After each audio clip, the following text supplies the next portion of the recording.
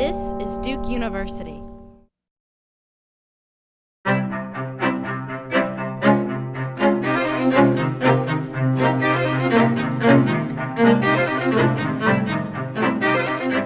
My name is Jeremy Tripp. I'm a senior, and I'm a major in history and a minor in political science. My maps were the special Carte von Africa, produced by Heinrich Himmler and released by the Justus Perthus publishing company, and also Dutch Ostafrika by Max Moisel, released by Dietrich Reimer publishing company. Initially, I was drawn to these maps because they were visually very appealing. And they also seemed like perfect examples of kind of German colonialism. The Dietrich Reimer map is actually of German East Africa, and it maps out all of the resources in the colony.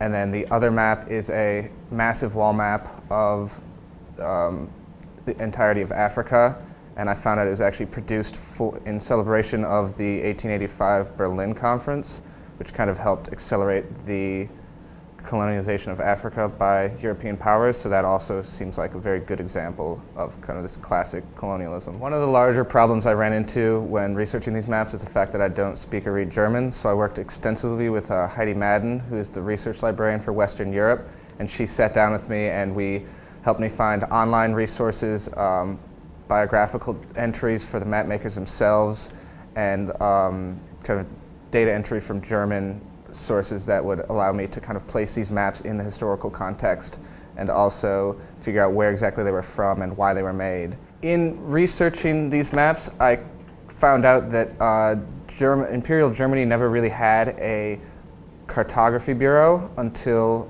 right before World War I, and that's interesting because Dietrich Reimer, who produced the map of German East Africa, was actually a quasi-official cartographical bureau for the German government.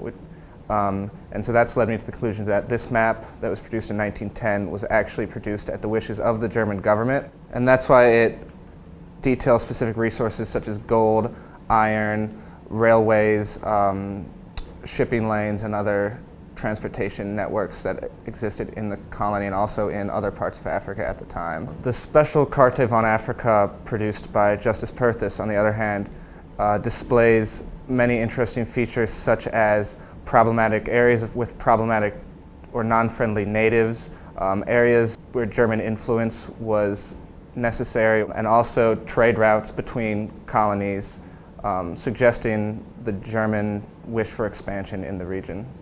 Produced by Duke University, online at duke.edu.